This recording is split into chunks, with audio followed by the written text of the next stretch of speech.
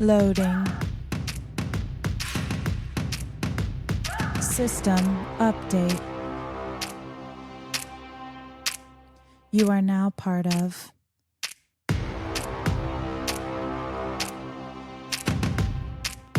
the herd.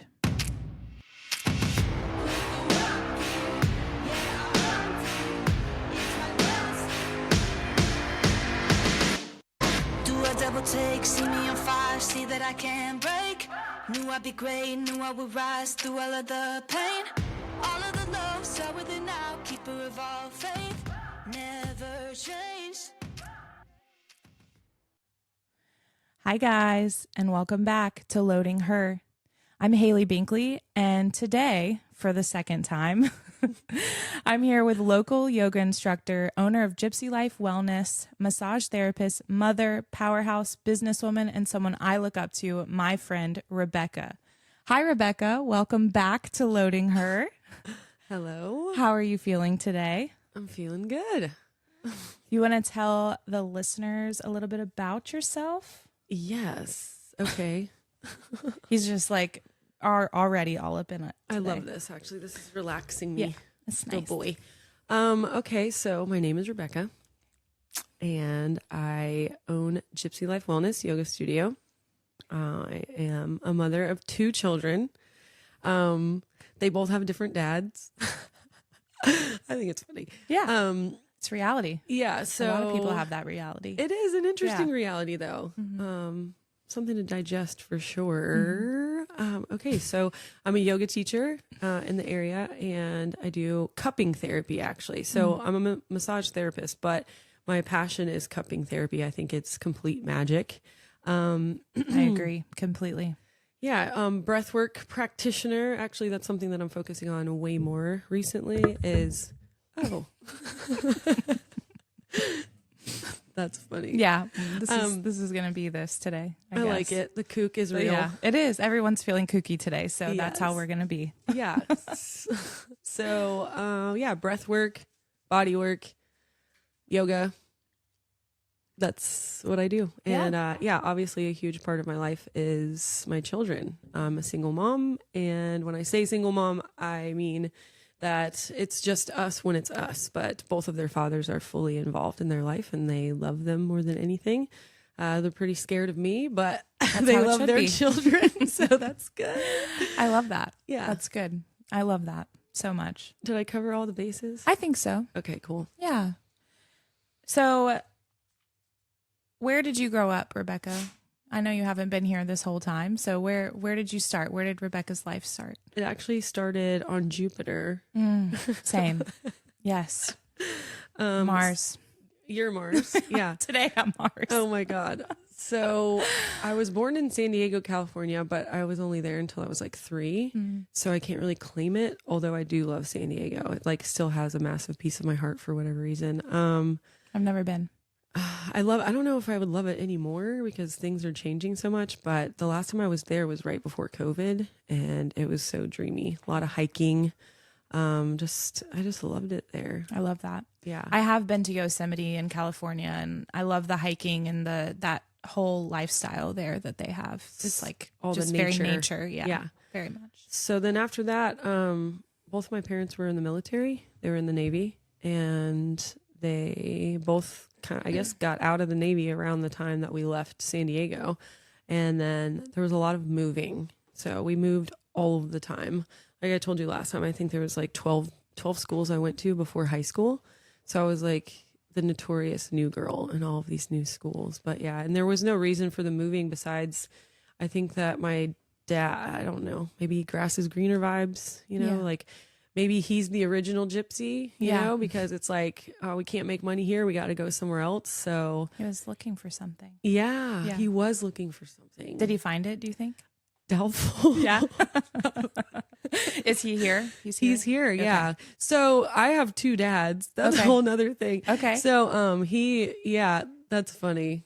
2 baby daddies and 2 daddy. This is a daddy issue podcast now. Daddy issues and myself, so I understand. So daddy squared. Yeah, it's that masculine energy. You know, I talk about that a lot. Is that I I was searching for that masculine energy. Oh, for sure. yeah. I wonder if that's what he was searching for. Yeah. May. Just kidding. You never know. But yeah, he's here. Anyways, so yeah, San Diego and then a ton of other places, and then landed here when I was like 11, and we moved over on 30A, and I've been here pretty much ever since then. I've moved away and come back, but yeah, so there's how I got here. So this is home to you now? Is that how you feel? Yeah, definitely. I feel that way too, coming from Atlanta. I've been here 11 years and I'm like, this is home. 11 years. That's really like not that long, but this place it has a really home vibe if you choose to feel that way, I think. I've met some of the best people I've ever met in my life here. So that's why I stayed. Yeah. So what part of your childhood do you think shaped you the most into the woman that you are today?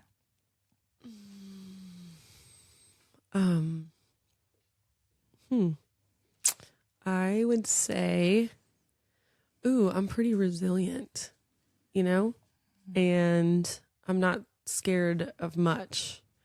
And I would assume that a lot of my fearlessness came from the way I was raised, possibly, Being new in a new Being world often. the new girl all of the time, having to like reinvent. I remember in 4th grade, I went by Becca. Which is just for like randomly, like, oh, I'm Becca. Yeah, I was like, well, fuck, I'm gonna like, if I'm gonna be I love new that. all the time, I'm gonna like try this. Like, well, how does this feel? I don't like that though. Did that feel weird? Yeah, it doesn't fit me, I don't think at all. Becca. It sounds so, I don't know. Valley girl? Yes, so California. Oh my God, that's I was trying to get back to my roots. Call me Becca.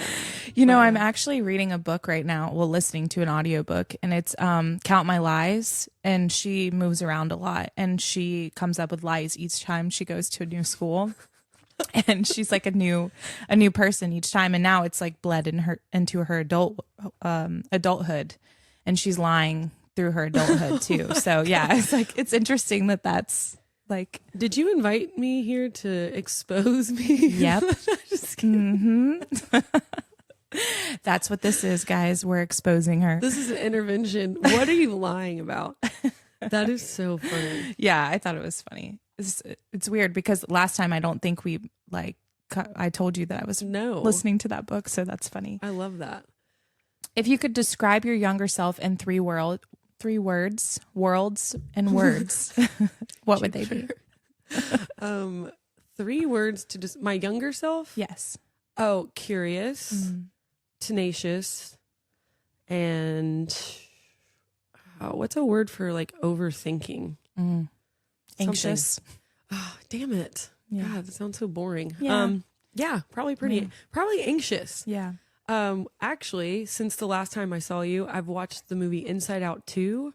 Okay, get ready to cry. I haven't watched it, but I've heard that I should watch it. So it's basically, you know the premise of the first one. It's like emotions. Right. And super cute. So brilliant. And so in the new one, like the chick that they cover, the little girl is older.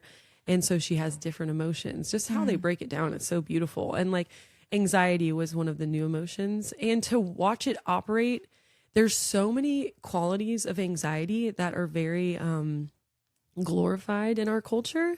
And that movie really like set the tone for me to understand that. I was like, oh my God, I've been like applauded for my anxiety most of my life, honestly, and like not even knowing it or even calling it that. So that was pretty eye-opening, and I find that interesting that I've had that experience since the last time I saw you. So the last time, or I think my last episode, I was talking about anxiety and how I thought, and people just talked about anxiety. They were like, "Oh, I'm so anxious today," and I was like, "What is that?" I just thought it was something people said until I actually experienced what anxiety was after going through trauma and certain things, and actually becoming an adult is when I found a word to go with a feeling of anxiety. So that is interesting that they really, I can't think of the word. They really jumped in on that, and they were talking about it through that movie. How old is the girl? She was about to go into high school, I think. Interesting. Yeah. So right when that shift, like what is that, 14-ish, 13, 14?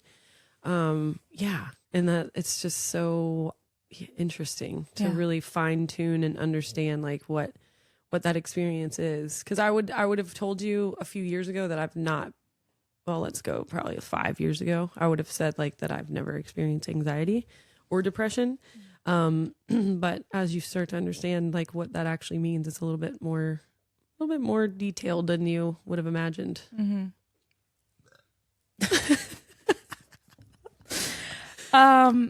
So I get nervous burps, as Rebecca knows. Oh, and I try to hold them in, but I just can't sometimes. Please don't. So Don't hold them in. on the topic of anxiety, moving around a lot, your business name is Gypsy Life Wellness. Uh-huh. Is that how you came up with that? How did you get into your massage therapy business? How did you come up with the name? How did you step into that world? Yeah, well, the name is really important to me because of that. Like I basically, if you want to internet troll me on using the word gypsy, like, sorry, I got a pretty good story to back up why I'm using that word. Mm-hmm. We moved constantly. And also being a massage therapist, as you know, or a yoga teacher, as you know, like you can't just like set up shop and expect to do well. Like it is very much a gypsy energy of like, in the beginning of my career, I was all over the place, like teaching here, teaching there, teaching here, teaching there, doing massages over here, going to that person. You know what I mean? Like You're just always hustling basically to build your Carrying name. that table on your back. Yes. I mean, in the beginning of my career, I was going to Mirror Image CrossFit and knocking out 6 CrossFitters in one day, charging a very, very small amount compared to what to get my name out there. But also the experience that I had was incredible working on all of those athletes, which that's my thing, is like working on athletes primarily. And so it was just, So, I mean, in essence, Gypsy Life Wellness is like this vibe of having to like hustle and do your thing, and you're never in one place if you want to, be successful. So it's been interesting how that's kind of shifted, because now I'm a mother, so I'm not going to be like pinging around the globe. Not now, right? Until they're older. And then also I have brick and mortar. Like I have a yoga studio now. So that and a name for yourself where people want to come find you too. I remember hearing about you before, like when I'd first moved here, people were like, you have to go see Rebecca. It was when you were in downtown Panama City, up the stairs. Oh, at One Heart Yoga. Yes. That was the first time I took your class, and I was like, oh my God, she's amazing. I love this. Thank you. Yeah, you're welcome. Yeah, the name, I came up with the name. That's kind of how I am too. Like I'll think of businesses like years before they ever come to fruition, because that's just like, Same. When you're creative, so I just created that Instagram way before I was even certified to do anything. Like, have you done that? I have too? so many Instagrams that I've started for business names that I don't want people to steal. Yeah. So I have like all these Instagrams, and I'm like, I don't want people to steal this. So I just go ahead and start the Instagram for it. And I'm like, I'm going to come back to that like when I'm ready. It's brilliant. Actually, I have one that's called Eat Like a Gypsy. And I'm like, I love that. I think I don't know. Travel and eat. Yeah. Travel That's and eat. amazing. And then I cook very well. Actually, I will pat myself on the back. I'm a badass cook. So I like to say the same about myself, but I don't know if my boyfriend would agree or disagree. But I love it. He says he likes it. Who knows? Oh my God. But I see your videos and stuff. All your food looks so good. Well, thank you. So yeah, Gypsy Life Wellness started with an Instagram handle, and then got my certification and license to be a massage therapist, went to school for yoga, and here I am with like a space and a time. So now what I try to do is create like that energy of being able to travel, but like not physically, more like emotionally and spiritually. And if you've been to my class, which you have, it is very much like that. We do a lot of breath work, and then we're like in this exploration mode of the body. We always meditate, and then Shavasana. So there's a protocol, there's a process to each one of my classes. And you can really kind of like leave this dimension, if you will, through that. So I've had to pause on the globetrotting and the wild, feral female energy while I'm raising my children, but also being able to incorporate that same gypsy life energy into my clients. Yeah. So you said wild female feral energy, and that just seemed like the perfect transition to go into your birth story. Dude, you are so awesome. I was like, I like that. So Yes. I feel like we have to talk about, as we went through last time you were here, your birth story and how it all went down for you. Yeah, I mean, that is like why I'm here, right? Part of it. I mean, I look up to you, so I think other women can learn a lot from your story, and not even just your birth story. I mean, everything, having a business, having a dream, tracing a dream. I really think that's what this whole podcast is about. Going out of your comfort zone and doing things that scare the shit out of you. Yeah. And being like, okay, this is me. Here I am, Yeah, raw. Yeah, vulnerable, raw, scary. authentic. Mm-hmm. Absolutely. Sometimes ugly, messy. Yeah. Most of the time, ugly, messy. Right now, at least. No, I'm just kidding. It is very rewarding once you get comfortable in your own skin and you can push past those limits that you put on yourself, Absolutely. So, where do we begin? So I do want to ask you, you're balancing work and motherhood. What do you do for self-care? And then we'll lean into where your birth story started and when you got pregnant and all that. Just for other moms out there that are trying to balance, or they're scared, they're pregnant, they're about to have their first kid, and they're worried about how they're going to manage self-care on top of being a mother. Actually, that's a really awesome segue, because how I take care of myself is actually the foundation of how I was able to birth my own child by myself in my living room floor. And that is breath work and meditation. And when I'm stressed or sad, like there's some days I'll wake up and it's just like all of a sudden I'm very aware of all the things that could go wrong in my very intricate life. And I just, you start spiraling.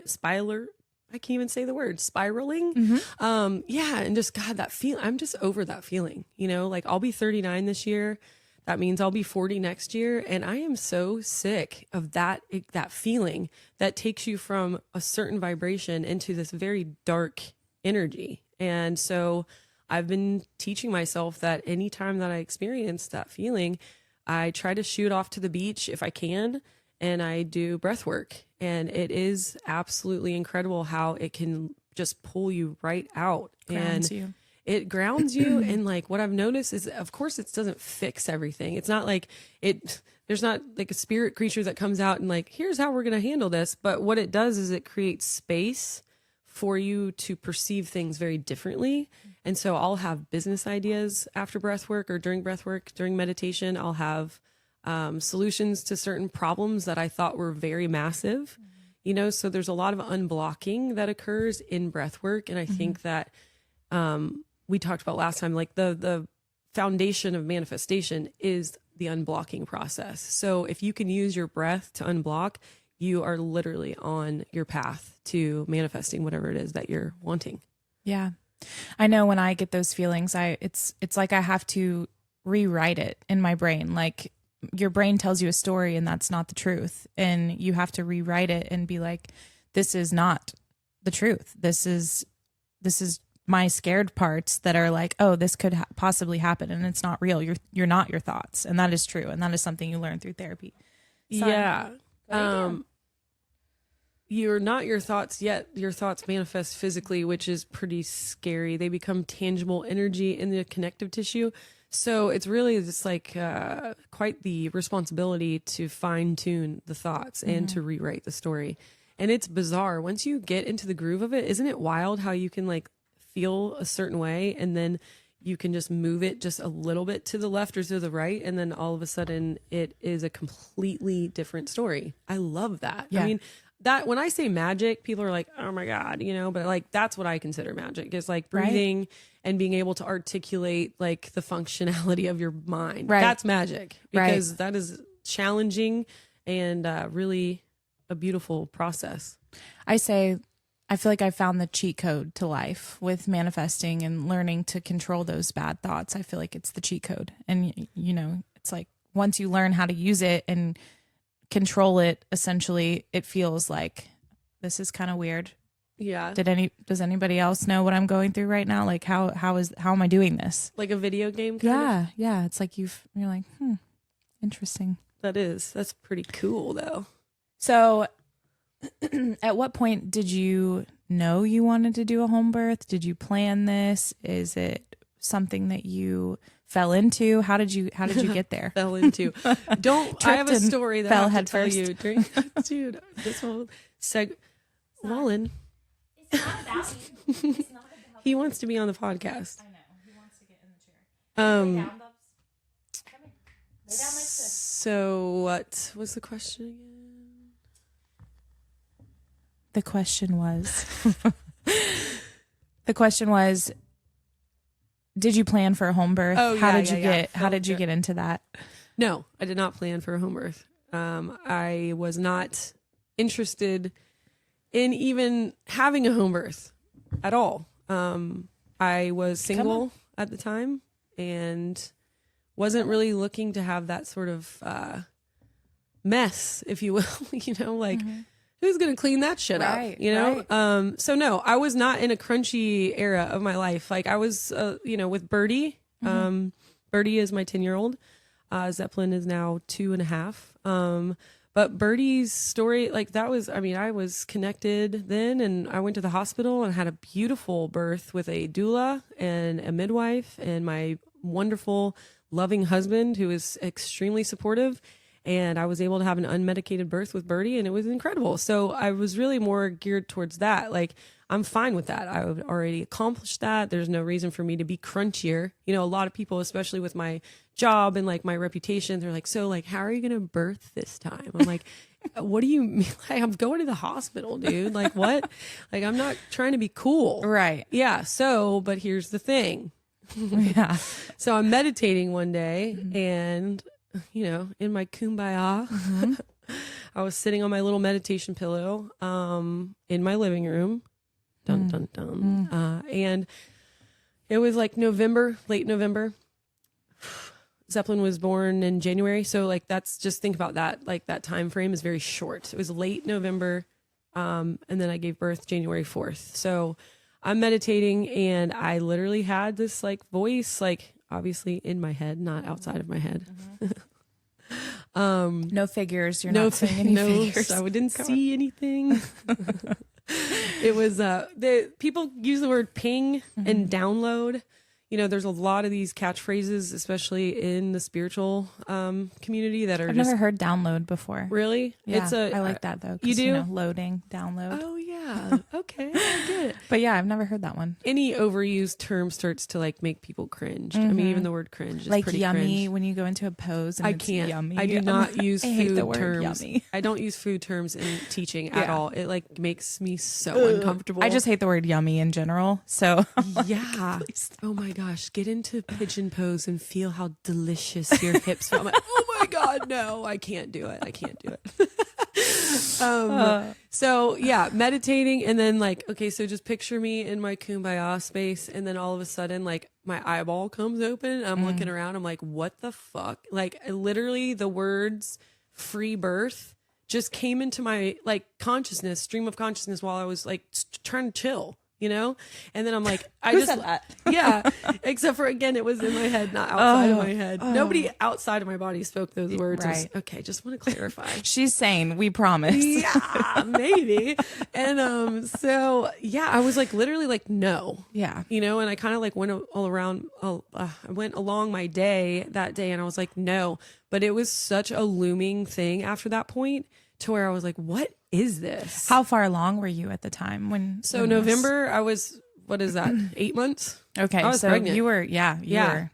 So, and again, like there was no ambition towards that direction. Were you meditating on like birth at all? You were just like, were you like, okay, I'm going to meditate to try to find an answer to this question? Or was this just like regular I think I was just trying to chill at that point. I was, kind of sad during that time. There's a lot of other things that were going on in my life that we'll probably discuss in the future on this podcast that there's just not enough time for. Right. But yeah, I dealt with a lot of pretty challenging things during that time. And so I was probably just trying to relax my mind and make sure that my body wasn't in like a stressful state. And then that's when I got it though. Like, so taking care of yourself, you know, and then you have these invitations. That's why I consider it was an invitation. And then after that, it was, a lot of like fighting the invitation, like saying no and like not wanting it. And so I can try to just make it super simple. Actually, whenever that invitation was sent through the waves of the metaverse, I'm just kidding. From Mars. Yeah. I had to basically make a list of things that I deemed as reasons that I could not do it, because it was such a nagging thing after that point. So I made a list and I called it my unblocking list. And it was literally the reasons as to why this wasn't going to happen. Because again, I was very like obstinate, like, no, you know? So the first one was, you can't do this, Rebecca, because how are you going to cut the cord? You know? So that was a huge thing. And then, so instead, but then when I sat with that limiting belief, it opened itself up to the process in which I learned how to cut a cord and got the tools that I needed for the cord cutting. And then that opened itself up to researching about cord burning. And then so like now I had all sorts of ways. Cord burning, like, what does that It's mean? a Native American like ritual where they use fire to separate the cord from the baby. And it's supposed to be a lot more sterile. And then also it's like rooted in the like spiritual ritual. No, you know? that's cool. It was really cool. Yeah, I've Like, never heard of that before. yeah. It's pretty weird. I imagine that it would like smell weird too. Yeah. I actually didn't end up doing Interesting. Yeah, I didn't even think about that. That makes sense though. So you're creating this list, and how did you get to the point to where, like, were you ever like, okay, yeah, all right, I'm ready? So, or yeah. So then like the cord, and then like I bought a knife at this little shop, and it's like this little Nordic dagger, and then I got it professionally sharpened. So I was very much prepared, you know, researching the space that you had to create. So I knew like shower liners, like, so I had to buy those. A couple other things. And then the last thing was, who's going to check on me and make sure I'm like alive, you know? Right. There was like this idea that Birdie would be with me during it. And then also I was thinking maybe if it did come to fruition, I would have somebody there to take photos. That did not happen. So the last thing was to like figure out who's going to come check on the baby, make sure that they're okay and that I'm alive. Right. And so I texted my friend Katie, who is a midwife in this area, who's amazing. And I said, hey, how much would it cost for you to come by and make sure my butthole's intact? And I was just make really, sure I have two holes and yes, not one big literally. one. I'm like, I literally texted her that, and she was like, God, you're weird. I guess I should say 3, but you know, that other Oh third my one God. doesn't count. Jesus. And on the next episode of Loading Her How many Holes, holes do we have? that's a controversy sometimes. I'm sure it is. I can only imagine. Anyways, so yeah, I was like, okay, so if 1, she can't or won't, or 2, it's like $1,000, that I was basically looking for reasons why I couldn't. Right. Okay. Right. So then Why are you being bad today, Bubs? she responds and she said, $150. And I was like, damn it. You know? Yeah, that's so when cheap. that was the moment where I was like, bro, like, as long as everything continues in this way, this shit is actually going to happen. And yeah, and then I just cruised on. After I did my limiting belief list, I just started listening to a lot of podcasts about free birth and doing a lot of deep meditations. What is the difference between, like, what is free birth considered? Like, what? Free birth is actually really beautiful, and the movement is rooted in generational trauma breaking. So free birth is just anything that's like not at the hospital. You know, so generally people have a doctor there too, like a midwife or their husband, who like builds these like beautiful little spaces. Oh my God, so many wonderful stories of supportive men, like really like still make me cry, honestly. I love that. Yeah, and They are out there. I hope so. Yeah. I'm just kidding. Yeah. I thought so. They weren't for a long time. Yeah. Yeah. Those stories were super wonderful. And then also having your other children present, that's a normal thing, which we'll go into that with Birdie in a second. But yeah, so I listened to podcasts, did meditations, lots of breath work, and a lot of praying, honestly. And at that point, I had surrendered completely. Like, I did the work of like unblocking. That was a bird. Yeah, I know. It looked like a big bird. Looked like Big Bird? Yeah, big bird. Just kidding.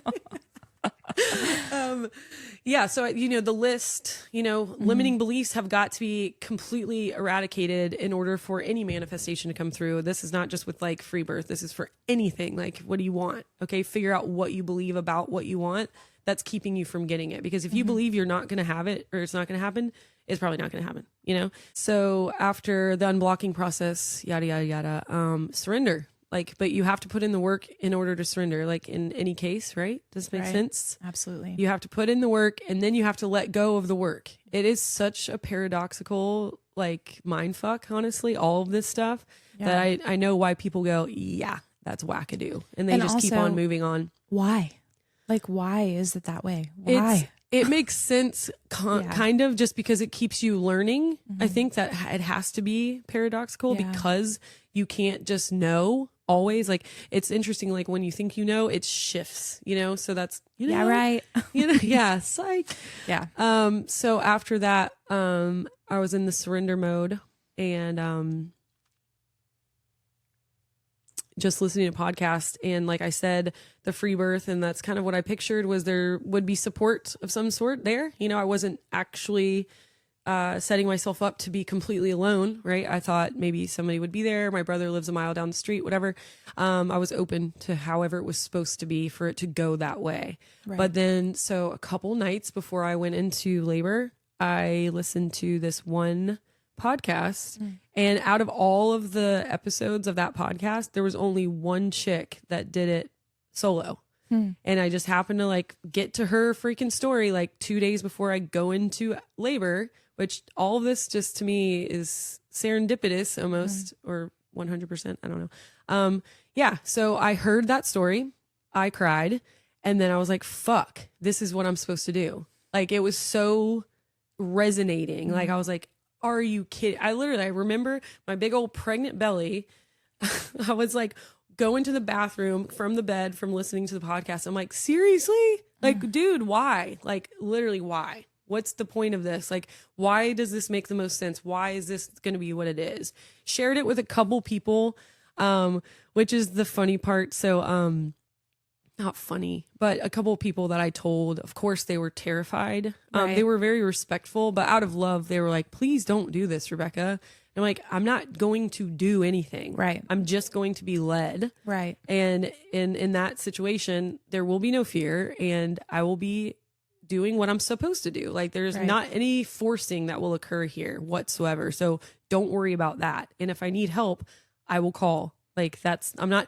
there has been stories where women were so attached to making this happen that it was bad. There was death involved. Right. So I knew that there was no ego aspect of this process for me whatsoever, which was weird because really the whole time I'm like, you're full of shit. That's kind of how you feel until you think you're completely full of shit. So that's how you know. Yeah, that makes sense. Looking back, it's oh, so it was a joke and then it was real.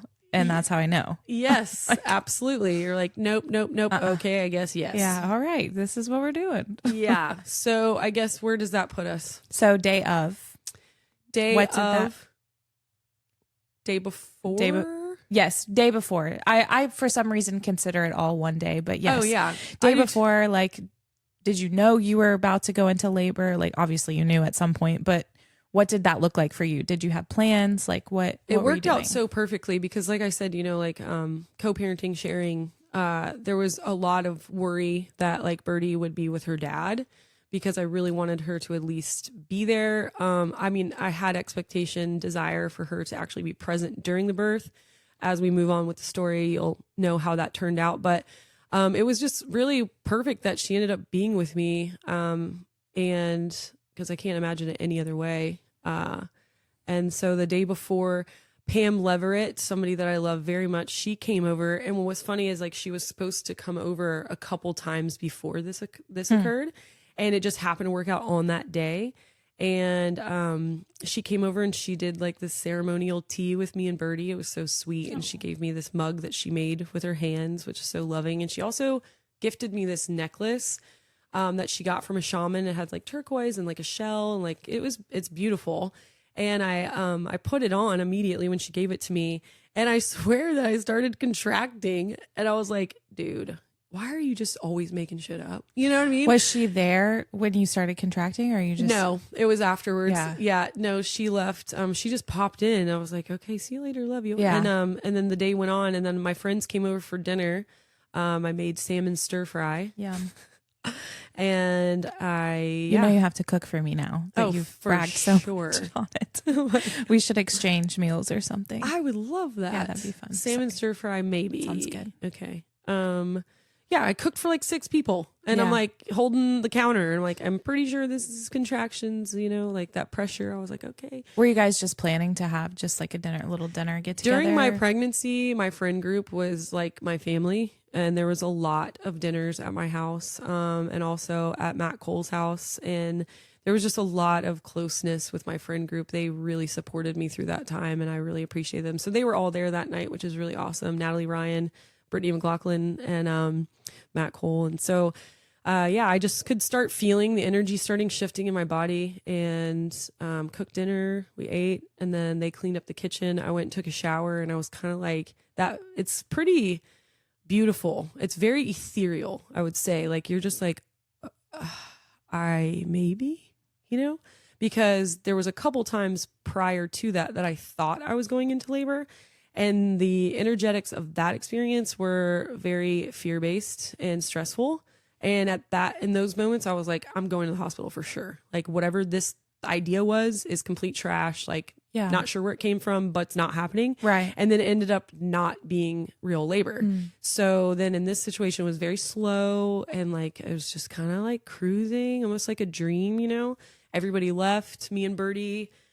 Oh my God, she's so sweet. That child is an angel, I swear. So, I had it kind of thinking about setting up my birth station kind of like says like a little bit about how well I treat myself, or the opposite of how well I treat myself. I was like, I'm very basic when it comes to what I want, and like need. I'm not fluffy. I don't think about fluff. I want to be better at that. Actually, that's something. I'm very fluffy. I love that. I love that about you. And also Birdie is too. And Birdie is teaching me how to be more feminine, and teaching me how to like fluff things up and like be, excited. I wouldn't say I'm feminine. I just like comfort. I think that you're pretty feminine, actually. Thank you. Yes, I love that. Very. I don't get that a lot. I like it. Yeah. Well, I mean, when is Birdie's birthday? What is she's her an sign? Aries. Okay. Yeah. So I have these shower liners in like one blanket, and I'm like, That's good. Yep, here we go. Dexter. Oh Just my Dextered it up. God, that is hilarious, dude. I'm obsessed with Dexter. I love Dexter. I haven't seen the new one yet, but It's Dexter. phenomenal. Oh, great. So yeah, just Something get to ready. look forward to. Oh, absolutely. Okay. You'll binge watch it probably in one day. Okay, I'm gonna start when you leave. Do you have any ice cream? Okay. So yeah. Then she goes and gets every blanket, every pillow Angel. in the house, and she sets it up for me. Oh, And it was so special. And I was like thinking about just like how she just is so maternal and loving, and like has taught me so much. And I'm so happy that she was there. And we watched Matilda, and she was like drawing, and there was like, the contractions were starting to like amp up a little bit. And I'm just like sitting there chilling, wearing my necklace. were you sharing with her like how? Yeah, I told her, because she knew, because we were building, that basically like little blood fort. Hey, I love that actually. Build your own blood forts. Yeah. Ask Rebecca. She has an Instagram handle, blood forts. She'll show you exactly how it's done. Oh my God. For the small price of, I'm just kidding. So what the heck? Yeah. So she's drawing, and I'm like, oh, I'm feeling things, it could be the day. So were you communicating with Birdie that you were going through contractions, or how was that? Yeah, I was just kind of explaining to her that I was having these feelings, and then, that it could be today that we get to meet her sister, and just kind of, light. And while she was, go ahead. I was going to say, that's probably so crazy to think about as a 10-year-old. Like, my sister she is was like in there. 7 then. Oh, yeah, that makes sense too. Yeah. My sister's in there. My mom is about to get her out. Yeah. It's probably just so wild to wrap your brain. I just think about stuff like that. Yeah, all the to time. be in that visceral understanding of something that, I think about that all the time. I'm like, dude, like I look at my babies, I'm like, I grew this inside my body. That is nuts. That is nuts. Nuts. Especially when they're 10 and like have personalities and talk and walk. And like telling me, like teaching me most things, like it's just, it's so amazing. So she was in the know and she was very present, but then like she got needy and it was so weird because probably my energy was shifting big time. Like I was getting a little bit more sensitive to like everything, but in that shift on her part, I recognized that there's no fucking way that she can be there unless there was someone there to also support her, which the person that was going to take the photos, like that was the person that was also going to be in support of Birdie, but there was never that space or time where another person could be there. Does that make sense? Yes. Like I was very aware that there was no other available energy for me at that time. So, yeah, so actually at that point I took the necklace off and I was like, we got to go to bed because this is not going to go this way. Because basically we were sitting there chilling, waiting to see if anything happened. So I'm like, okay, maybe not today, baby. And then we went upstairs, we went to bed. That was actually like 1 a.m. Like we stayed up because I was like, again, I was amping up. And so we lay down, we snuggle, we go to sleep. And then You were able to go to sleep? yeah.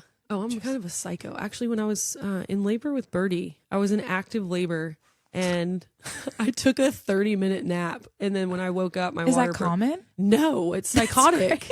Yeah, my body's like, oh, I'm tired. Like, I need a minute before I like get into the zone. Yeah.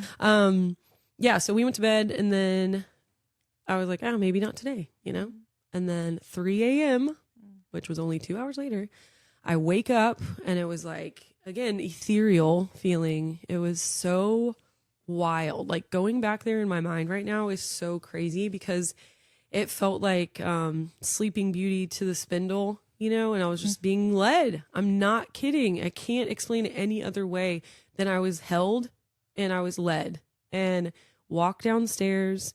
And so basically the time frame, I was just chilling like for about 3 hours, I call them cute contractions where you're like, oh, ouch, that hurts. This is weird. And then I was like texting the midwife chick. And then also there was this woman. Was she texting you back? She was awake? Yeah, she was awake. Well, maybe I woke her up. Sorry. It's okay. Then I texted, or maybe I waited, actually. I don't remember that part. But I texted her just to say that was a hard maybe, that we were in the zone. And then this woman who I'm forgetting her name, which makes me feel like a complete asshole, but she encapsulated my placenta. So I was already in cahoots with her, and she's actually a midwife now in Pensacola. So, and she's a cool chick. Like I didn't know who she was. We were just texting about stuff, but she was very knowledgeable. So I kind of like had her, to just, weigh in on some stuff, I think I did that more so when it was getting wild. So anyways, 3 to 6, I'm listening to the meditation that I listened to while I was pregnant the whole time. I'm doing breath work. I'm praying. Another thing too is I listen to thunderstorms when I go to sleep all the time. And there's such a wild like shift in this story. So from 3 to 6, yeah, like just cruising around. I think I got in the bathtub a couple times, drank some water, just kind of like grooving. And then at 6 a.m. I lay down on the couch and I'm like, well, fuck, like maybe it's not today yet again, because I was like, it's just not getting crazier. And I was getting tired, so that was the thing. I was like, I'm sleepy, like this sucks. So I lay down, take a deep breath. I'm like relaxing. I'm like, okay, whatever. And then in that moment, my water broke. It was like, and I was like, where were you laying? I have like a sectional couch. I was kind of like I'm tucked in in your house. Yeah, in the corner, like tucked into the corner. Yeah, just in your living room. Yeah, just in my living room. Yeah, so chilling there, and then that was warm too. I don't know if anyone's been able to experience their water breaking like on them. Yeah, I mean that makes sense. You don't think of it being warm because it's from so your body, warm. And I'm not gonna. Never mind. I'll tell you after, actually, how I. But you don't think This of might stuff, be in the show notes. you don't think of stuff coming from your body being warm, and then it is, and you're like, that's kind of weird. You know, it catches you off guard. Oh, it's probably about 98.6 degrees. Yeah, it makes perfect sense. But you know, at the time, yeah, and that like, felt what? good. I was like, damn, Yeah. can I just like chill here? Because I knew like from Birdie's birth, I knew that like for me after my water breaks, it's fucking game time. Like with Birdie, you're fortunate. Yeah, I am. Also, like, allowing your body just to do what it does without like intervening. I think there's a lot of just positives that can come out of that without like trying to force it or trying to control it or trying to schedule it. I think there's a lot of things that you'll be graced with by just letting it occur naturally.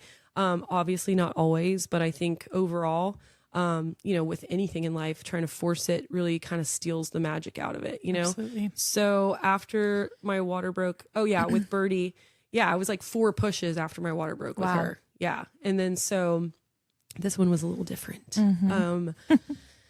Water breaks and I'm like, oh, here we go. We're going to war, baby. And I was ready. Yeah. Oh my God. So after that was when I was kind of moving into active labor, right? So there's Cute. You said cute. contractions. And then There's what do you like call it? pre-labor. There's like, I'm like ruining it. And then it's There's warm, warm, and then war. Yeah. Active labor is between, I think 6 and 8 centimeters. So anything after 5 is active labor. Which, you know, I tried to like check my own I was cervix. gonna say, how did you? You can, but I'm like, I was just like, Wait, and you got a big belly too. Like, how are you? I mean, Mirror, I guess. Yeah. no, I did not use a mirror. Interesting. That seems like a lot of work, honestly. I I don't know. I guess you're flexible. Oh yeah, that's what it is.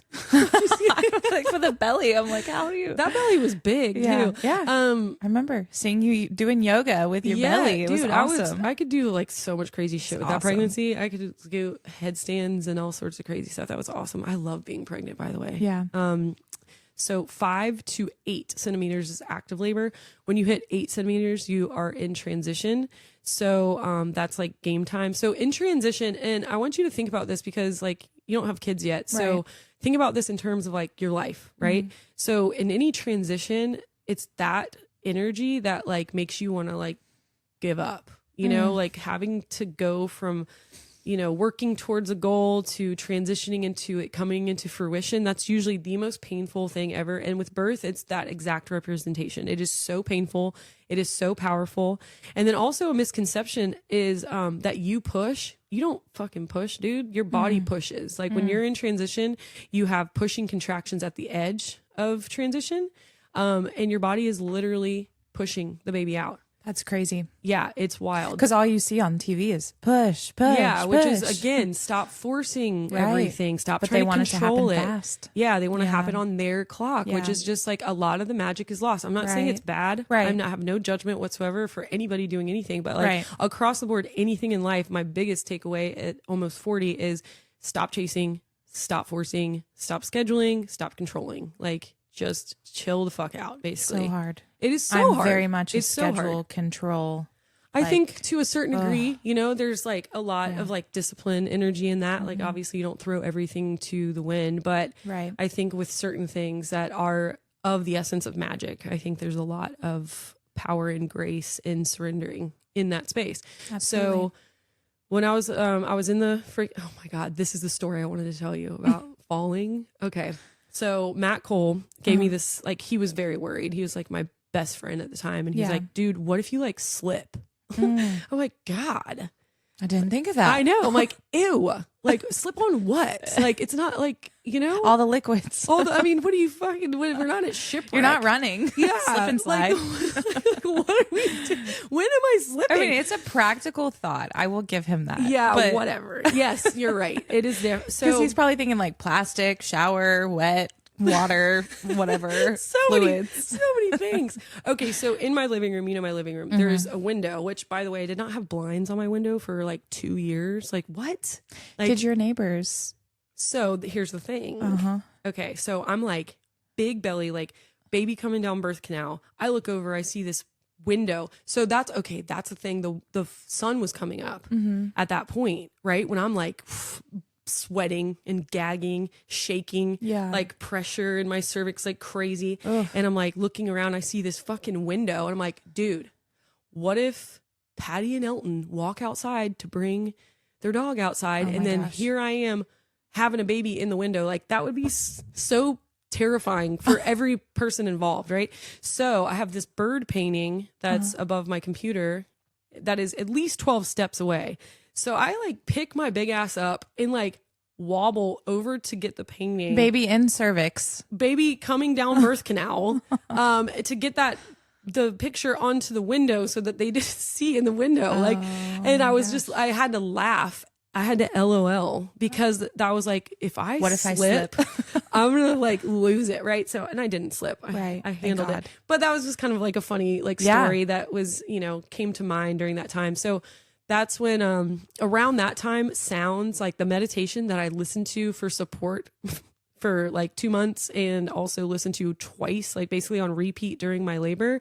I could not bear the sound of this woman's voice at that point. I was like, because you were pissed or like, no, it was just like the energy. I was too sensitive. So I was like, I'll never hear that again. Like, it's just everything becomes so amplified that, you just can't handle things. Is it like overwhelmed or like anxious or just like probably you're just overstimulated? So, I mean, your nervous system is completely lit. Like, you're going from contraction to expansion, contraction, expansion, contract. Like, so there's lots of pain. So, I mean, basically you're like warrior mode hyperstimulate. So I just could not bear the sound of that woman's voice. So I turned on thunderstorms and then check this out.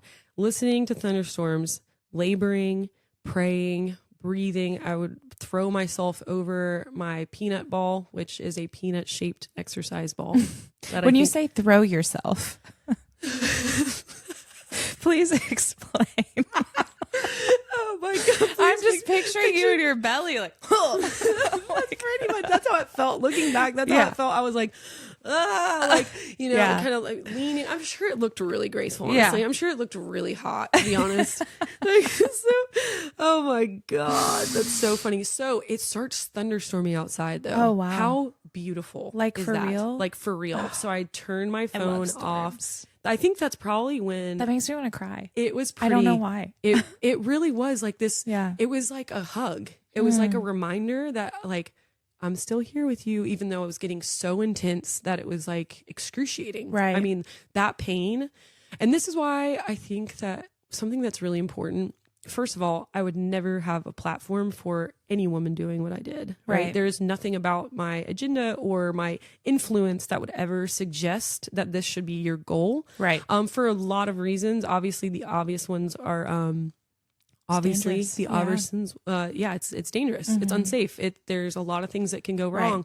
I think that with that being said, why did I just say that actually? Don't do this at home. Yeah. Just a PSA. Okay. PSA. That's not why you're telling the story. That's not what you're... Yeah. I think that I just needed to plug that in there, which definitely threw me off path, but that's really important. It is important because that's not why you're telling the story. Absolutely not. It's just your story. However, and for the reason of like the support aspect, like when you have your husband there, when you have your best friend there, when you have a midwife, when you have a doula that you hand selected, these people are actually absorbing pain for you. Like, I truly believe that. Yeah. And the fact that I was able to experience this twice, once alone, like I was only with myself present, completely feeling every single ounce of pain. There was nothing absorbing or aiding me in that pain factor. And it was horrible. Like, I mean, shaking. Which is probably like why subconsciously you knew Birdie shouldn't be there, because she probably would have absorbed it in another way. Like, Absolutely. you know what I mean? Without you even knowing or considering it, you know? Yes. And lovingly. Right. But right. without her being supported, Absolutely. then that did not make sense energetically. Like, Right. honestly, you could make that a math equation. Like, there was not enough energy for her to be in that space, even if I was fine, Right. you know, even if like, because I mean, she slept through the whole thing. So obviously I wasn't like wailing. I wasn't loud. I wasn't dramatic. It was very probably actually a lot more graceful than even my imagination like remembers, because like the dog was asleep in the kennel the whole time. Loki was like just chilling in the kennel. He did not wake up the entire time. So bizarre. It's bizarre. like, it makes me feel like I was in a portal. Like, Yeah. what if I was, you know? Yeah. You were protected. Yeah, big time. Yeah. So it was wild. So, yeah, cruising up to those pushing contractions. I remember, you know, all the thoughts that were going on in my head when we were getting like to the nitty gritty between 8 and 10 in that transitional phase, and just the thoughts that come up anytime, you're in that space. I can't do this. I can't do this anymore. I'm not strong enough. What was I thinking? Those things came up. If you're there, you're so close that like, that's almost the indicator that you're that close. When you want to give up, you're about to give birth. And I wonder. It's just, I guess like, but that's how manifestation works too. Yeah. Think about any time you've ever manifested anything, like right before it comes through, there's like this insane, like feeling of like, no. It's like the evil like pops in. It's like, hey, remember me? Like, you know Yeah. what I mean? Like, not to say that there was any evil in your mind at the time, but I'm just saying like, it's like the bad sneaks in and you're like, no. Yeah. And then you have to, you know, go through. Yeah. And I think that, but I will say in my case for this particular manifestation, it's interesting that like if I didn't surrender though, because surrender is what happens when you go to like, you know, maybe you're being tested one last time or something. I don't know. Yeah. You know, but if you don't surrender, like in this case, it could have meant death. Like if I did not let go and like relax, I could have made one, you know, best case made it last longer, which would not be fun because it hurts so bad. Or two, something could have gone wrong because I wouldn't relax and trust. Right. And so it was like probably one contraction before her crowning that I was like crying and like shaking and like gagging. And like I laid over that ball and I just like looked up and I was like, when are you going to believe in yourself, Rebecca? Like literally said that out loud. Like, when are you going to believe in yourself? Because it was just like, it was so loud, you know, and I was like so in that mode. And I was like, you know, I was like, okay, like, and it felt like I was asking it, but like someone was asking me, you know, like, and Yes. then I was like, I'm familiar okay, with that. yeah. And then so I was like, okay. And like I took a deep breath. Yeah. And, It's like your intuition is so strong at that time. it was my like- higher self or Right. God or something. It was Right. just like, when are you going to believe in yourself, Yeah. dude? We're already here. Right. We already know. Like, Yeah. why can't you just believe in yourself? Yeah. Because that's all it takes right now. You're right there. Right. Just believe. And that's when, you know, and like I go back up and I'm like really, really focused and I'm like pulling all my energy in. I'm in this like low lunge position and I like reached down and I felt her fucking head and I was like, you're kidding me. Like, so like that's the contraction before that, you know, that, I mean, and you could get lost there. Like I could have gotten lost there because that is so scary. Like, you're like, wait, what? Like, wait, I did it. Like, wait, but what next? Like it's, And now there's nothing you can't do because you pushed past that. You Exactly. know? It's like that feeling. That you it's get such to. a bizarre place to Yeah. live in for such a very short period of time, but like had such an epic effect on like everything about my psyche. Like, Right. so then, all right. So then I get one more break before I meet my child. So I like really like lean back and I'm like, and that's interesting too with breathing, with labor. Like you do breath work so that you can surrender to however the fuck you're going to breathe. Right. Because it's not like I'm over here like doing the Wim Hof technique intentionally while I'm in labor. That doesn't work like that. Like I let my body breathe how it needed to breathe, but the exercises that I did led to the capacity for me to be able to utilize it. Does that make sense? Yeah, absolutely. So, So after that was like, okay, all of this is so fast, you know, like I'm acting like there was like 5-minute intervals. No, these were like seconds between. Right. And so I get back up and I lean in and I shit myself. So it was like I had 8 arms at that point. Yeah. It was so wild. I had so much capacity. I was like just this wizard warrior. So like and you were in warrior pose when your yes when your daughter came out, which is crazy too. It is. And that art, do you have the cover art? Yeah. Yeah, I'm cool. gonna do that. Yes. Which I wanted to touch on that after this, just to kind of plug that artist. But absolutely. So yeah, I come into this position, which you're going to be able to see a piece of art that's a representation of it that my friend actually did, which is insane to be able to see. Like she just did such a good job. Yeah. And I come in and like with my left hand, I like reach down and like kind of like support whatever's happening because I'm like contracting, dude, like shaking. Yeah. And then with my right hand, I'm like getting a towel and like cleaning myself and cleaning the blood and cleaning whatever the fuck else is back there off and away from me. Like, I mean, with vigor, dude, I was like, it's like clean.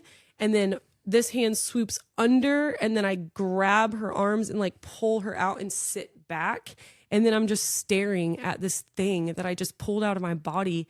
And it's insane. And her little eyes are still the same. Oh my God. And so I'm like staring at her and I'm like, and then like I turned primal. I turned into like an ape or something because I was like, ooh, like crazy. Right. I was like, what the fuck is this? Like I was like angry, you know? And I was like looking at her toes, looking at her fingers, like looking at her face. I'm like looking at her pee-pee, like making sure all her shit's like intact. And I'm just like, aggressive. You had that power. Yes. I was like, are you okay? Like, is this okay? Are you alive? Like, you know what I mean? Like feral woman energy. Feral woman energy. I'm just like, are you alive, dude? And then there was this like quiet like pause where she's looking at me like, bitch. Yeah. She still looks at me like that, like, bitch, like, I've been here before, probably more times than you know? And so, yeah, I was like, you're welcome. Yeah. I look at her, I'm like, wait a minute. Like, you know what you're doing here, don't you? Yeah. And she basically was like, yeah. And then like I start bawling, she starts bawling, and then I like creep myself underneath this table in my living room like a little cockroach and like put her on. She latches immediately. She's eating the booby. And then like I'm looking around like, where's my phone? My phone's like so far away. It's like on the couch. I'm like, tight. Like I have no clue what time it is. Right. And like, she's still attached to you. Yeah, she's just chilling. She's just so happy. Yeah. Like just like happy little freaking bloody baby on me. And then eventually I gave myself some time, like put my hands like I'm like touching myself like, am I okay? I'm like, am I bleeding still? Like, am I intact? Like, am I okay? Like, am I alive? Am I alive? Am I here? Is this a dream? Right. And so then like I'm breathing and I'm crying and I'm just like relaxing. I'm like, holy shit, dude. You know, if you think about it, I bet that was like the least traumatic way for her to come into the world. Oh, absolutely. You know what I mean? Like stay attached to you, get to latch, like, and just sit in that moment of like, oh, this is my life now. You know what I mean? A new world, but also not supported. So abruptly taken from you, not cut abruptly, not, you know, it's comforting. Like it was very like she had no idea that she was even like outside of me yet because of how much I was able to support that transition. Right. Like for me, it was bright lights, no darkness, quiet, you know, and love. And for me, it was like epic. Like I'd like ripped through a portal, which they say the motherhood portal is, you know, you're just different. Like you can't be the same after something that like intense and incredible. And I think that like, you know, there's a price that you pay. There's an initiation, you know, and I think trauma essentially. It's epic trauma. Crazy, yeah. I mean, even if you're just like looking at it from a scientific point of view of like what your nervous system does in response to any traumatic event, like, yeah, big time. Right. Like hyper stimulation and like back and forth, like just craziness. Right. But yeah, like I relate my life like before attack, after attack, like before Christ, after Christ kind of thing. Yeah. I'm sure it's the same with like, obviously you have a child now, but like something like that, it's probably like, yeah, before I had this crazy experience, out of world experience, and after, you know, Rebecca's different. Yeah, you change. Yeah. And how you change, you don't know. That's kind of like the mixed bag of nuts is like, you could think there's a lot of assumptions that like, obviously what I did was incredibly masculine, you know? So like the story is very powerful, right? Like, but the product that I received from the power was complete and utter vulnerability. Like I changed as a woman big time. Like I'm a hard ass for sure. I'm not very nice, especially to men who I don't trust. And so, yeah, I don't really, there was kind of even like a vibe of like, what's even their purpose, you know, like give me your semen. Right. No, you know, and then like fuck off. But like, I definitely learned like just in the energetics of like support, just by being someone next to you, how they can absorb like that sharing, which also makes it very important to like who you choose to spend your time with. Absolutely. Because just like you said, like Birdie's absorbing things like without even her, consent at that point, Right. you know? So I think we're always doing that with each other, is absorbing each other's energy, and like what you put out, you're giving. And it's just like, there's a lot of accountability, a lot of responsibility in being something that is of good nature. And I think that when you're choosing a partner, that's something that you should think about. Like it's not you, it's physics, right? You know, like I'm not trying to be hard on you. It's just physics. Right. Like, even the rooms that you choose to go into. I mean, I know, you know, having to go into certain rooms that I don't necessarily want to be a part of, those certain energies, you have to learn to protect yourself too. Yes, Especially boundaries. after, big the time. rawness of, you know, the healing process. Yeah. Yes. And so I became a lot more soft from this experience. A lot more which is probably great for your daughters. You know what I mean? Like this version of you is probably like exactly what they need, rather than absolutely. I mean, That's I a just good know for point. myself, like with that energy towards men comes bitterness a little bit, and a little bit of Yes. anger. And once you get to that point of like, I mean, still sometimes comes up for me, but you have that softness. And I think that's exactly what a little girl needs to see, you know, is that soft side of, we don't need them. I'm just kidding. We do. But Yeah, we you do. know, having that softness. And That is how such a important they beautiful are. point. I actually really appreciate that. And Yeah. it's so true. And like, that's the thing. It's like, you know, anything that I've accomplished, anything that I consider like a success for what I've created or what I'm doing, like I'm very proud of myself as a person, but that is definitely a thing that where I don't preach like boss bitch shit to my children. Like I'm not like, you know, you shouldn't like, I think that I'm showing them what I have to in order to do what I've had to do, Right. but I'm not bitter. I'm like, hey, you know, like being married is beautiful. Right. You know, like I with was the right person. Yeah, I was married to Birdie's dad for 8 years. It was Yeah. wonderful. We were completely in love, Yeah. and we made a baby out of absolute love. It was Yeah. amazing. And I don't want, just because it didn't work out, or, you know, because of other choices I made, for them to not feel like they absolutely have that on their horizon if that's what they want. And that was a huge shift actually. And I appreciate that perspective. Because I'm very much supportive of things that I was a little bit more harsh about before, you know, and just really the desire in itself to be supported wasn't something that I had, you know, and maybe I had to prove myself to myself first to even have that feeling. But it was kind of like, I don't know, like I had to make myself proud, I think, first before I was going to ever be willing to surrender to a man. Yeah. And you I have to think- see it in yourself. Yeah. And Absolutely. like, you know, in that experience with Zeppelin brought me into my soft feminine era, you know. Isn't a Zeppelin an airplane? It's like a blimp. Oh, you it's know? yeah, It's like blimp. that. Yeah. Okay. Like that I knew it was little- something that flies. Like, Yeah. I was like, that's kind of interesting too, to think about. That is Yeah. interesting. So you've done this powerful thing where you've been all on your own. You said you were looking for your phone. You reach for your phone. Who do you call? Who's the first person you call? What do you? Oh, so I had to army crawl to the couch, Yeah. you know, because I have this baby that's like Right. on the tit and then also still attached to the placenta inside me. So I like crawl super slow over to the couch, grab my phone because I have to take a selfie, you know. I have a placenta question though. Go for it. So did you plan to like, you did research obviously, Yeah. and you know that you have to birth the placenta afterwards. Were you like, oh, I'm going to leave this in me? Did you feel it was Yeah. moving out of you? Like, how does that? No, so I'm a huge advocate for delayed cord clamping. You know, because like watching it like right when the baby comes out, they're fucking clipping that. I'm like, oh my God, what is going on here? Unreal. But so I knew I was just gonna let it chill for, until I felt, because really it comes on its own. Like you'll feel like another like contraction. Which makes sense. Yeah. You'll start getting contractions again, and it's like do they usually pull it out of you? Like how does that usually? So. I mean, I didn't let people touch me in the hospital. I'm like, get the fuck away from me. Right. Like I let my body do what it needs to do. Like I was able to do a lot of things because of the, knowledge that I had with Birdie. I was able to execute a really badass hospital birth, which is very possible if you're extremely like boundary oriented. Right. So, I think they do actually kind of force it, and I know that there's been some stories of hemorrhaging that occurs from like kind of forcing the placenta out. So that's kind of dangerous. I mean, I know sometimes they'll grab and pull the head and then or this plunger thing. And then their head's deformed, not to shame anyone who has ever been through this, but it's a wild it's world. aggressive. Yeah. It's actually interesting, in terms of like some people's perspective of what I ended up doing, is actually so much less barbaric than the shit that happens in the hospital. You know what I mean?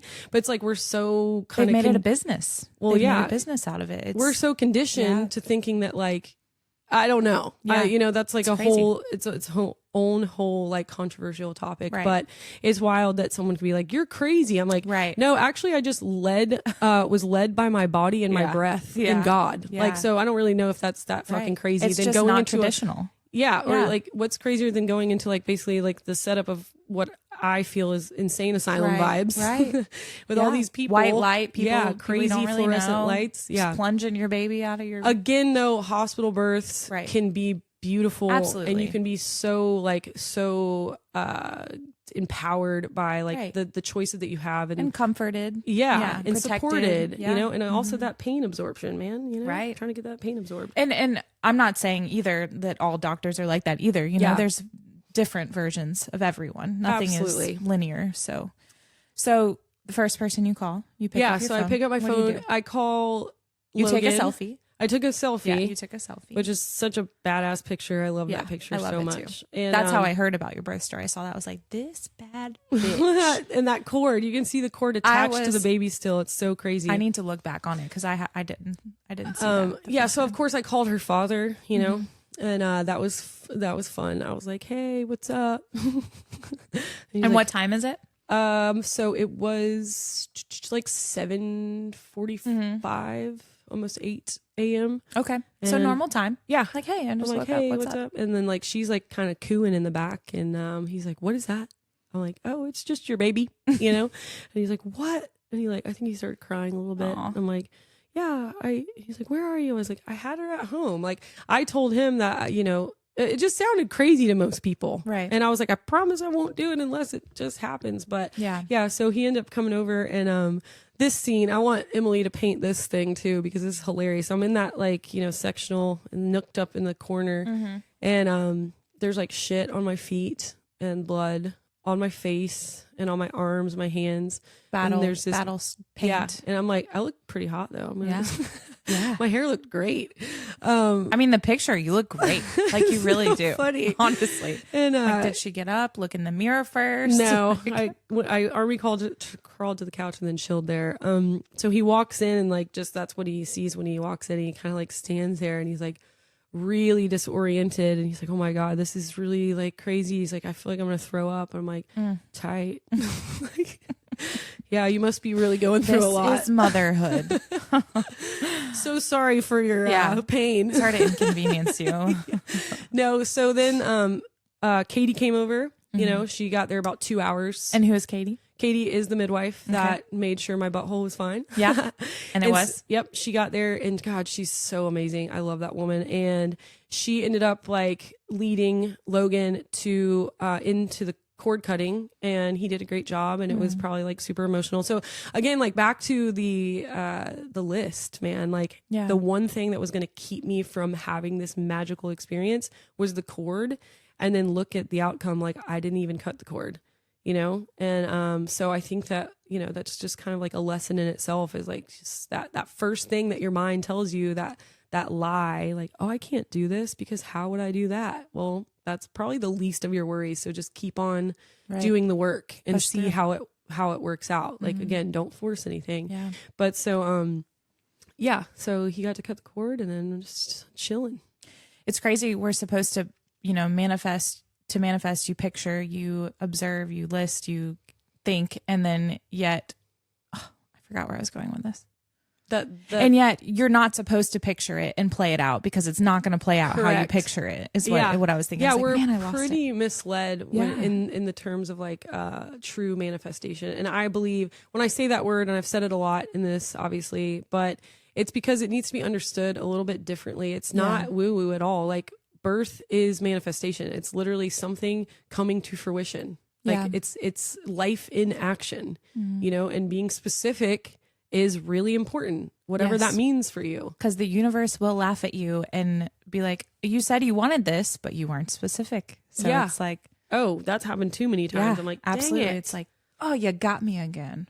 Yeah. So, I don't know, moving forward from that, like just a lot of softness, a lot of grace, a lot of sadness too, I mean, like so many emotions. Postpartum is pretty wild. And then also, co-parenting is a really wild thing. I know a lot of people now, especially in our culture, are going through this co-parenting life, which it's devastating, to be honest. Like to share your child is not natural. Right. Like Birdie's with her dad week on, week off we do. And like being away from her is the worst thing in the entire world for me. And, I've worked on myself in order to make it less tragic in my heart, but it's hard, and but I will say that Birdie's father and Zeppelin's father are absolutely in love with them, like love their children so much. I am so proud of both of those boys, men,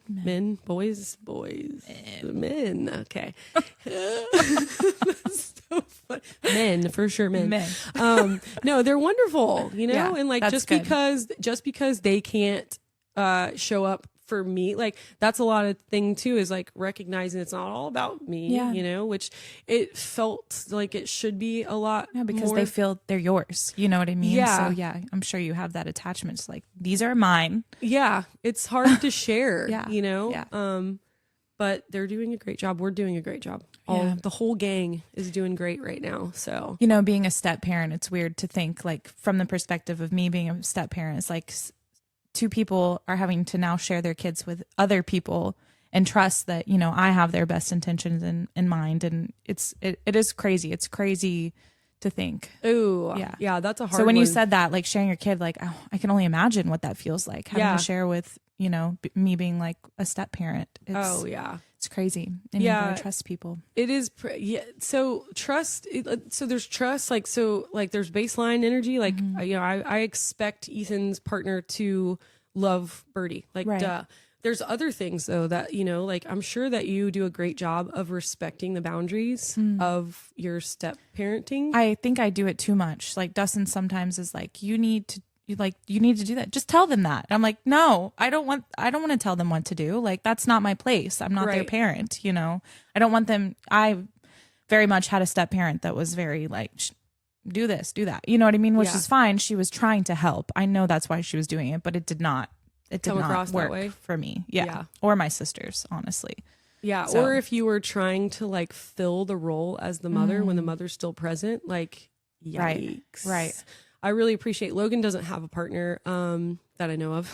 She doesn't surface in my life if she is there. And there's honestly a lot of respect that I have for him if if he's keeping it quiet or if she doesn't exist. Like, thank you so much, because like it's hard enough to share, but like when there's another woman involved and like it's still new too. Yeah, that's the thing. And it's just like having to navigate those waters is really challenging and make sure that everybody is like respectful, but also that people stay in their own fucking lane too, though. Like things came first and you got to respect that and know that the past does exist, even though you don't want it to sometimes, so it's been interesting. It's hard too. Like, I mean, we all have a very great dynamic. Their mom and her boyfriend and me and Dustin, like we're all great, So that's nice when everybody can get along like that. And be mature adults for the kids. That's important. Yes. There's no reason to have the bullshit in there. The kids are the priority, It's wild. It is wild. It is So, very wild. All good though. All So- wonderful. You said you learned softness and grace. Is that stuff you still carry with yourself in your everyday life, something you've learned from your birth story, or did you find new stuff after you were out of this powerful setting where you're holding your baby and it's all fresh and new? What do you feel now about it? Yeah, definitely still grace, still working on softness, still working on like trusting I really Yourself or others or both? both maybe. I think that's a big thing is like if you can't trust yourself, you can't trust other people. So, Right. but like, the protocol in, graduating from trusting yourself 101 is really not something that we talk about as like a culture as much as I think that we should. That's something that I would like to really instill in my children is self-trust, just because it took me a really long time to even just scratch the surface of that, So, I'm trying to be softer, trying to not decide that something is the way that I say it is and letting it just be, so less control. Observing. Yeah. Cause I mean, if I could surrender control in such a potentially life altering scenario, then I have the capacity to surrender control in other aspects. There's some parts of your life, it's really hard to let go of control. Sometimes Especially when it hurts. Yeah, when Yeah. you don't want to, like that's the biggest thing is like Yeah. not wanting to let Yeah. go is the issue. So, But that is actually like where I found that I've had my most powers when I've been like, you know what? This is not mine to have anymore. And this is not mine to hold control, to try to understand.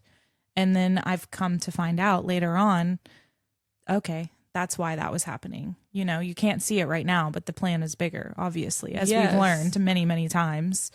It's surrendering. And then you are like, oh, this is why I had to surrender that. yes, I'm and holding on so tight. exactly, and it's so wild because really, if you think about too, if it's involving another person, it's really hard, especially when you love them and you just want it to be different or whatever the story is. Right. But you think like back to just energetics of like back to just like the simple foundational, because there's not a person in the world that can't understand that like Birdie should not have been present whenever I was in that state unless she was also supported. Okay. Right. That's normal. So, but when we start getting into the energetics of like romantic relationships, it gets kind of like wobbly or woozy, but Right. or relational like family stuff, Yeah. So, but what I've learned big time is like you can want it all you want, you can wish it all you want, but until you're able to surrender, like you don't even know what you might be blocking for them, Right. because everybody's on their own path, everybody's on their own learning journey or whatever. And so if you're wanting it to be, and it could be so beautiful, because that's the thing too. It's like normally the things that I want, they're not bad. Like I'm Right. not malicious. Like I don't Right. wish ill upon anyone. Like Yeah. it's like I want beautiful things. I want like wonderful things. I want big, great, open, vulnerable, honest, wonderful. You know what I mean? Like the Yes. list goes on of just like absolute. Like I'm like, why wouldn't you want that? Yeah. They That can't see it. No, They can't see it the way you you might be can. keeping them from Yeah, seeing it yeah. in like trying to force something that's just presently not occurring. Right. And so I think that if I could, the more that I go back to that day that I like existed in that place, one, it reminds me of like I am very powerful in my presence, in my connection to my breath, in my ability to trust myself. Like those are really my fundamental things now because of body. my birth. Yeah, in And my a body. lot of people don't have that power No. or know what That's it's a lot like. where suffering, yeah. a lot of suffering comes from the inability for the mind and the body to connect. So I have epic mind body connection, and I think my birth proved that to everybody. Yeah. So now it's just like going back and being like, well, remember how you did it that way? Like you just did the work and then you surrendered over and over and over Right. again. And so, it's just remembering that, Right. because in the same way of the birth, like if I would have tried to control it, like it could have ended in death. Like, when we're talking about, again, family or romance, like, it's very unlikely that it's going to like end in death if it doesn't go a certain way, Yeah. but it could end in the death of that Relationship. relationship. Yeah. And so it's like, to me, everything is literally the same, Right. all connected. Yeah. And so, it's just been, a pattern. interesting. Yes. Different scenarios, but same pattern. Absolutely. Essentially. Yeah. Have you ever heard the quote is, I'm sure you have, it's very common. It's like, you have to let something go, set it free. And if it comes back, it was yours. And if it doesn't, it never was. Yeah. It's not I meant to have be heard yours. that. I still kind of like choke on digesting Yeah. that, but I do believe that. I think it's Yeah. just really hard, Yeah. you know? And there's a quote too, when the pain is deep, you have to let it go over and over and over again. That sucks, dude. It just sucks. So, yeah, sounds fun and easy to talk about, but letting go is really one of the most challenging things. But you can do a lot of cool shit if you let go. Right. Right. Absolutely. So, on the topic of what you took away from your birth, is there something that you want your girls to learn from you? Yeah. Which I want it to take less time for them, to trust, relax and trust. Relax and trust in every aspect of their lives. Like, I want them to be so fully like in their body and in their mind, like conscious, you know? So like, I have a lot of rules that might seem kind of rigid. Like, I think that screen time is bullshit. I think that, of course, I allow it because it's very common. Like, I would be, and I'm not trying to be weird, but Right. like, no phones. Like, I don't want Birdie to have a phone until she's like 16 or something. Like, That's how until I'm it's gonna like be. necessary. My mom was like that, and I am so grateful for it. Yeah. Every day that she had some parts of her that were strict in my eating habits and anything, Yes. screens, eating habits, TV shows. And now as an adult, I'm like, that's why she was doing that. And Absolutely. I get it. It's not rigid. It's not weird. Right. Like, no, I don't want you drinking blue drink. Like, Right. dude, you're going to have your period in And a few years. caffeine, like Yeah. extreme amounts of caffeine. Yeah. No, there's It's- just a lot. And especially Absolutely. too, I'm like really, I love like the menstrual cycle. I love pregnancy. Obviously, I love birth. And I love that I get to teach and guide them like through that, because there's so much like lack of understanding and wisdom in that regard of like, you know, what's happening and like, why do I feel this way? So I'm really excited to be able to lead them in that way of just support and making it fun, you know, Right. like not this. And this is how I am with teaching too. Like, I like to look for ways to make shit that sucks actually fun, because like healing doesn't have to be always hard. You know, it is really hard, but it can also be romantic, you know? And I think that with anything that we're trying to do, we can make it like more beautiful and more romantic, and just like also not that big of a fucking deal too. Right. You know, like, let's just not make it so Right. serious. Chill. I mean, I'm telling myself when I say that. yeah. But I mean, just like in a yoga class, you know, it sucks while you're doing it, but you know you're doing it for the way that you feel afterwards. You know that you're looking for that freedom, that release, essentially, that you get from it. It's like, that's why we do it. Like the whole thing. It's a flow of life, everything. The hard parts are what bring us to the peak, essentially, of the mountain, the beautiful things. Yes, the contractions. Yeah, exactly. Yeah, so the structure of the yoga class is like, you breathe until you can hear your body talking, because your body actually does talk. You can have a full-blown communication relationship with your body. I do. It's pretty cool. It takes a lot of practice, you know, because for years you might be like, I don't hear her, you know. Yeah. Totally common, you know, but the breathing really opens up that communication line.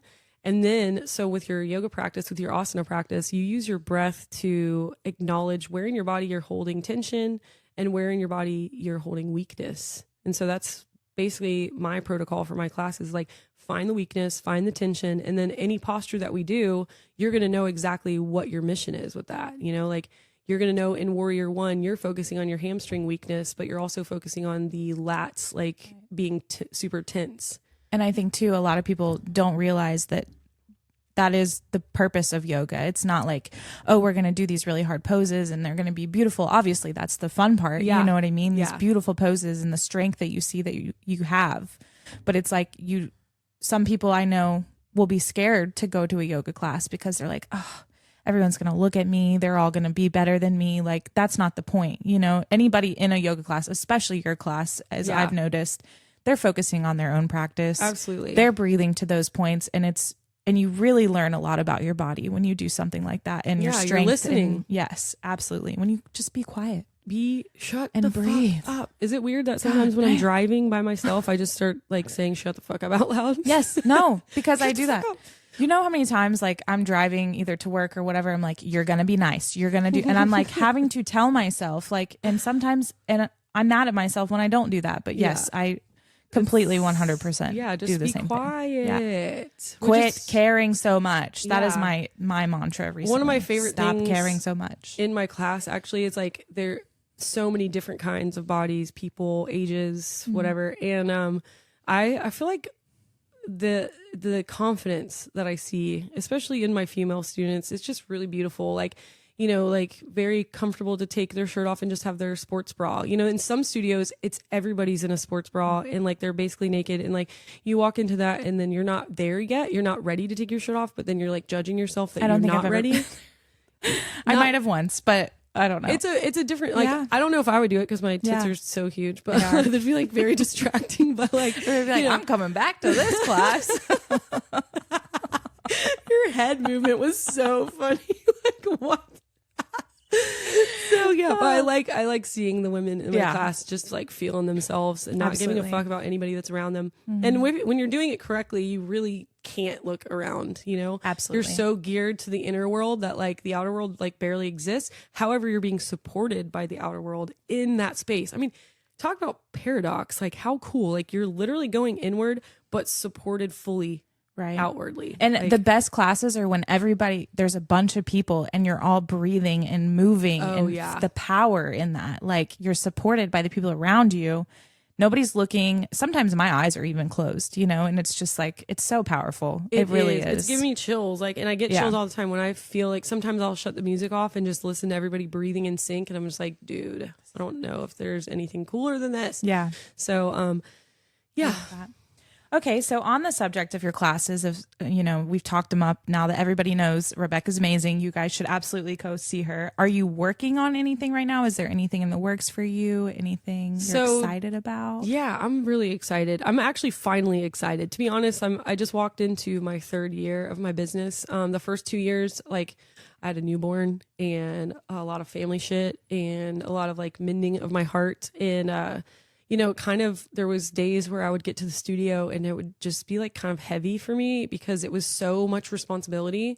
But at the same time, it was my dream, like, you know, because this has been my dream, like to have a studio like since I started teaching. So it's so bizarre when your dreams come true, but then they also have such like a weight with them that you have to like remind yourself. Yeah, you prayed for this. Yes, and like and work through it and know that it's not supposed to be always butterflies and rainbows. Like sometimes your dreams can kind of feel like dredging through the mud for a while. And so now I feel like I'm out of the mud and I feel like very, very emotionally connected to the space. It's doing very well, and I'm really proud of it. And another dream that I had was to teach people how to teach, you know? So whenever I was manifesting the studio, I was very specific, you know, because I was so far away from it. It's so much easier when it's like far away to dream. Absolutely. When it gets closer, it starts getting really like confusing and like, you know, you start to doubt yourself or it starts to look different or cost more or whatever. So I had this dream like that whenever I had studio, the teachers that worked for me would also be educated by me, you know, which is sounds pretty fucking arrogant. You know? That's amazing. Yeah. So, and no, I get it though. I mean, honestly, that's anybody's dream when they own a business, like to train somebody in their way. Yeah. Like, it makes sense. I guess so. It just seems, I think when we're mixing like business and like, something that also feeds your soul, it just gets so sticky sometimes. Yeah. And I think you also want to make sure that people know the foundation that you have and they're representing you. And that makes perfect sense to me that you want the people that represent you to be like guided by you essentially from the beginning. I think that makes perfect sense. Like to understand the assignment, basically. Yeah. To have the same like maybe foundation and like morals and core beliefs, you know? Yeah. And so, this past like 6 months, which, you know, I knew that when it was time, it would just I would be led. And there's about 5 women that have approached me and been like, will you ever? And I was like, damn, like, and it was all kind of within the same time frame. So I think that in January, I'll be having a teacher training for who will be like the forefront of my business. Like they'll run the show. And then after that, I would, you know, by then Zeppelin will be a little bit older when I get all of that in place. And then I hope to like be traveling and teaching breath work all around the country. Is it a 200 hour? It's like first. God, I love like even just thinking about the space of a teacher training, it's just such a beautiful thing. And so it was such a rebirth for me. And I'm so excited for those people. It saved me. The way it really that I'm did. looking at it too is so, I don't know if it's unique, honestly, because I've never done this. And I don't know if other leaders for this business like feel this way, but like the care that I want to pour into them, you know, like I'm a mom, I'm a mother of women, you know, and I can't wait to like love these girls and like instill in them what I instill in my children, and then like share with them and like take care of them and like guide them and learn from them. Like Right. just the relationship aspect that we're going to be able to deep dive is going to be so special, Right. you know, It is special. Yeah. And just like thinking about like just ways to make them happy, just like, you know, how Yeah. you do with any of your friends or whatever. It's Right. just looking at it from a very vulnerable, raw, like Right. different perspective. Like it doesn't have to be this, it doesn't have to Right. fit in a box. Like We're I don't- all essentially the same too. Like, Yeah. yeah. I mean, it's the same. Yeah. I'm excited. I feel like a lot of women are looking for something like that. You know, the community, that's the whole reason I even started this podcast, is like for that community, for that caring energy of women. I yes, want us nurture. all to That's the word, nurture. each other. Yes. Absolutely. And to know that you're not like, you know, you're not alone. Like Right. The way that you feel is very normal And you know, valid. and valid. Absolutely. Absolutely. And we are not against each other. We are for each other. Yeah. That is my number one thing. But also, if you suck, you can't sit next to me. Yeah, you gotta do better. You Yeah. gotta vibrate on that higher frequency, because we're not Get out sucking of my me face. dry. You're Yeah, not sucking me dry. seriously. Yeah, you have to earn your spot next to me, not in a cocky Yeah. way, but in an energetic way. Right, because Absolutely. you can't afford it. Like No, going back to because I've worked self-care. really fucking hard to be where I'm sitting, Exactly. and having this piece. Yes, Exactly. absolutely. I feel that. So, what does your future her look like, or do you feel like you are there? Have you? I think I'm there. Yeah. Very recently, just like absolutely embodied like into whatever I've dreamt up this far, I will say. I think that I might be cruising into more of a quiet time. And so that I can dream again, because Yeah. everything that I've dreamt of has come to fruition. So I think I'm ready to get back into the dream realm. It's the fun part. It I love is. Oh my gosh. It's kind of where I'm at a little bit. It's fun. You're researching, you're observing, you're learning, listening. it's listening. Yes. There's a lot of listening. God, so much listening. Yeah. Being Listening. quiet and being like, oh. This cool. book I'm listening to, this other book, not the one. I listen to a business book and a fun book. My business book is like standing on the shoulders of giants, is what they're saying. Like you're not the first one to be here, and you're standing on the shoulders of other people who have done it. So you're listening to what they did, and you're essentially following their pattern, because back to those patterns, you know, we all have a very similar pattern. Yes. And making it like you understand sun salutation A, right? Mm-hmm. So it's like a series of postures. When you first start, they're so like hard and weird and foreign. And then once you get to realize, oh, I'm doing the same shit over and over again. And then you refine it. Like, I love yoga. It's such a representation I love of it too. life. I want to go back to your class. Please do. Speaking of your class, where can we find you? Where can we follow you? Okay, so the studio is called GLW Hot Yoga. It is located on the beach, but it is right over the Hathaway Bridge, so you don't have to like cruise into like any weird traffic. So you get off the bridge, you take that left onto Navy Boulevard, formerly Thomas Drive, and you take a right on McKelvey across from the Navy base, and you just cruise down, and we're in that industrial park area. And so I've got a full schedule, Monday, Wednesday night. So tonight, 6 p.m., tomorrow, 9 a.m., Monday, Tuesday, Wednesday, 6 p.m., Thursday morning, 9 a.m., and Sunday morning, 9 a.m. And then also on Saturdays now, I am teaching a just fun class at Yard Bar downtown. Oh, fun. Yeah.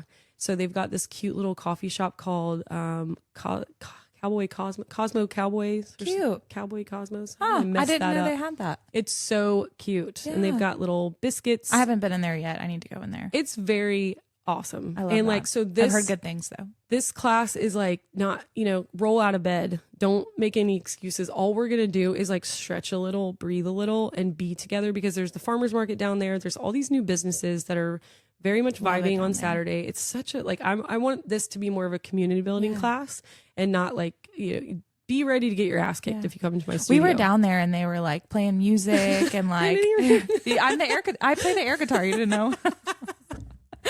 But they were like playing the air guitar. They were playing the guitar, and it was like we were walking around. It was super cool. It was like felt like there was stuff going on, you know? Yes, which is cool. Yes, I love downtown right now. I love that I get to be a part of it. And then also Current. Are you familiar with Current? Mm-mm. Are you familiar with Baywitch? Yes. Okay, so Baywitch is now Current. Oh, okay. So it's right there on, what is that, Harrison? Mm-hmm. I think so. Yeah. Don't So- ask me road names. I'll tell you it's I know, by my the bad. big thing, but I don't know. Yep, over there by yonder big thing. Yes. So at Current, which is also downtown, the second and fourth Thursday, so tomorrow, I'm teaching a free breathwork class. So it's about 45 minutes. So you come, you chill. They got little snacks there and stuff, and there's all this like apothecary and cute like Love local that. stuff. Super It's cute store. Yes. And so like everybody just chills. Like you can sit on the couch, you can sit at the table, and then I lead you through this breathwork journey that's pretty trippy. You can come as a complete beginner if you've never breathed before. Yeah, it's really, and it's free, you know? So free. if you're interested Get in out learning there. breath, which breathwork is literally like my number one thing, like Yeah. right now in my practice, in love my it. self-care practice, it's really all about like deep diving this like breathwork being basically Control. magic. Yeah. Yeah. Yeah. So there's that. There's breathwork free. There's $10 yoga on Saturdays, and then there's the studio on the beach. So And what lots are of your options. handles?